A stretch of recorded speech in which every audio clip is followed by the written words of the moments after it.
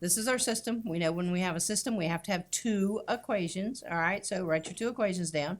First thing you should do is identify what form it is. All right, I said that these were in standard form. Okay, so you always have to identify which form you're in so that you'll know how to graph them. So they are standard form. All right, so what do we do with standard form? Like, what is this generic form for standard form? Yeah, the ABC. It's the coefficients A here, the coefficients B here, the coefficients C there. So we use the ABC and we use our formulas for that. Okay. All right, so let's say we're going to graph the top line. Okay, can we divide out evenly everything? -4 divided by 1, that divides out. -4 divided by 2, that divides out. So we can just use x-intercepts and y-intercepts on that. Okay, so then let's go ahead and I'm going to color code mine. You don't have to necessarily. I'm going to try to use purple. Okay, so my x-intercept for the first one, in our head, what's the x-intercept? Yep, c divided by 1, -4 divided by 1, c over a, -4 over 1. What's that divide out to be? I can't hear anybody. -4. Okay. I just wanted to get confirmation somebody in the room was getting this right here. All right, y-intercept. All right, formula for y-intercept. C over b. So then we've got a -4 over a 2. When I divide that out, I get a -2. All right, so this one's going to graph really nice being in standard form. Okay, so I'm going to go to the x-axis to -4. 1, 2, 3, 4. I'm going to go to the y-axis. I'm going to go down to -2. All right, and then attempt to draw a straight line through there. Okay, you can use the edge of the piece of paper. You can use your little ruler. All right, so there's our purple graph, top one.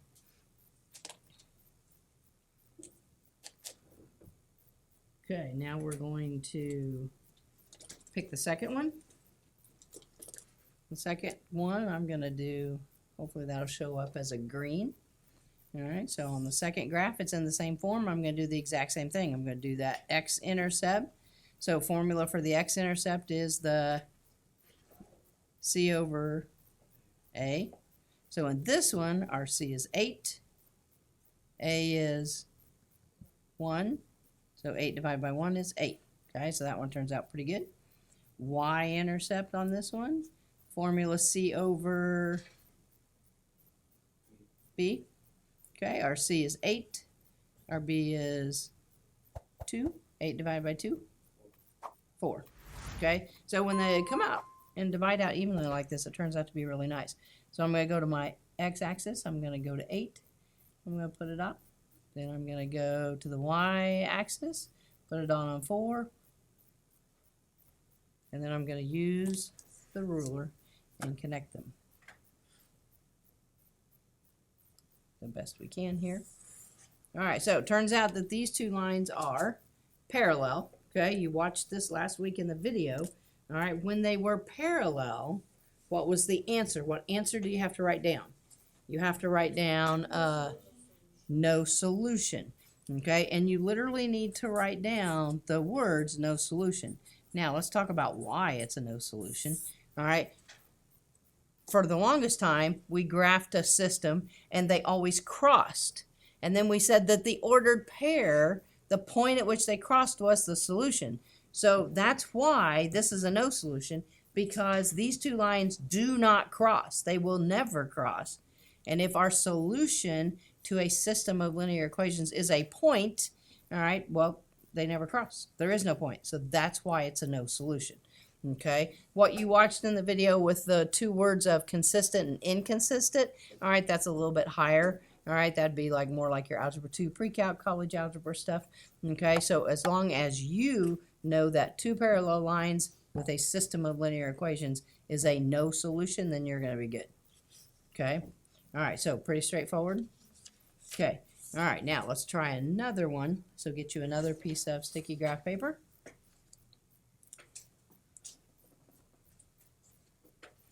All right, now on this one, let's try a 2x plus a 5y equals a 10. And then let's try a 10x plus a 25y equals a 50. All right, now again, I'm going to choose to do this in two different colors. So I'm going to do that top one in purple. Okay. Now, what form are these equations in? Yep, standard form again.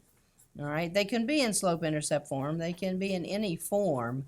But since both of these examples are in standard form, okay, then that's fine. So we need to focus on the ABC. All right, so the A is the coefficients in front of the X. The B is the coefficients in front of the Y's. And then your constant is out here for C. So we ought to be getting really good at that. All right, so I'm going to just first glance at it. Can I take 10 divided by 2? Evenly, 10 divided by 2? Yep. Can I take 10 divided by 5? Yep, so X and Y intercept's going to work really nice on this one. All right, so x-intercept we know is the formula C over A. So then I'm going to have a 10 divided by 2. 10 divided by 2 is 5. Okay, so that turned out pretty nice. All right, y-intercept formula is C over B. So in our example here, we've got a 10 over a 5. 10 divided by 5 is 2. Okay. So then you make sure you go to the right axis. Okay, x-axis for the x-intercept is going to be 5. 1, 2, 3, 4, 5. Y-intercept, y-axis is a 2. Okay, so we're going to draw that line.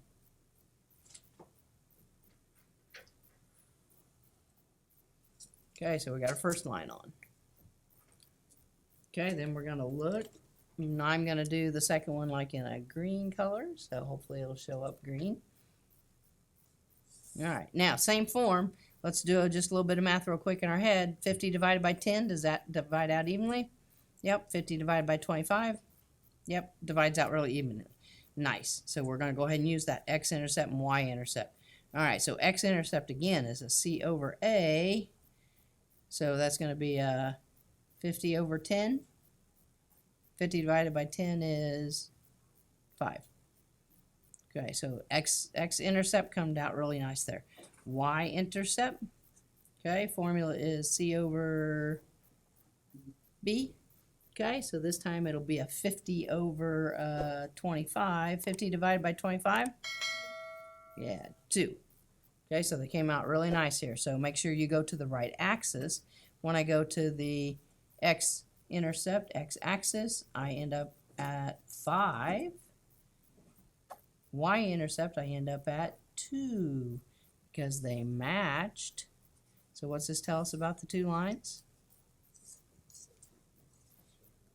It's the same one. Okay, now I'm going to go ahead and put it on top of it. That was a scenario, right? They either, when we graph two lines, they either cross or they're parallel or they literally end up on top of each other.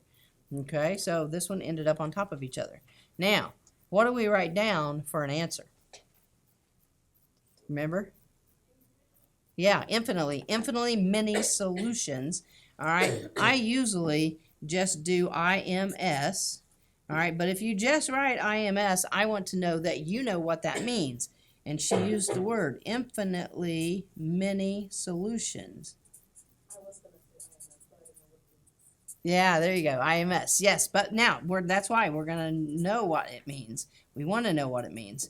All right, now, infinity, that means something goes on forever and ever and ever and ever, right? Infinitely. Okay, now, another question. How many dots are on that line? How many? Well, there's 2 that I can see, but isn't there another one right here? And another one right here, and another one right here, and another one right here? Now, how many dots are on this line? I don't know. Infinitely, someone said infinitely many, because that line goes on forever and ever and ever both directions. And there is infinitely many points on that line. There's so many on there that I can't fill them all in. We only needed 2 points on the line to be able to graph it. Okay, but really there are infinitely many points on there. Now, stop and think about this. If when the 2 lines cross, we say that's the solution, right? Where can I write it? Like on the other one, sometimes we graph the two lines and they cross.